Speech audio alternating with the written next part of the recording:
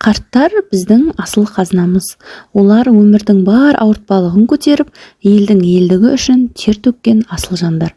Әрбір әжесінің алақаны мейірімнің мекені, әрбір атасының сөзі даналықтың кәусар бұлағы.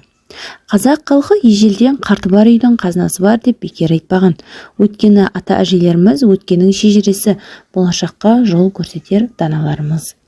Әже мейірімі шексіз, әженің көңілі немереде, немеренің көңілі ойыншықта дегендей, немере күлкісінен қуат алып, жүрегі шаттыққа толады.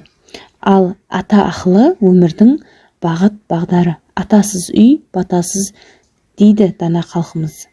Қарттарды сыйлау біздің ең үлкен парызымыз. Қариясы бар ел, қазыналы ел. Қария, қазына, қарт, шежіре деген сөздер соның айғағы. Оларсыз өткенімізді де, бүгінімізді де, болашағымызды да елестету мүмкін емес.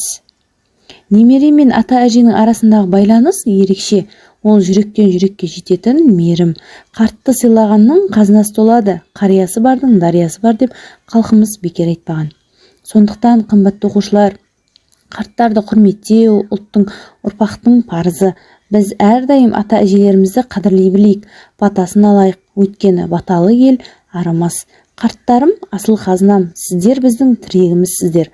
Жүрегіміздің жылуысыздар. Сіздер барда елдің берекесі бар, ұрпақтың бірлігі бар.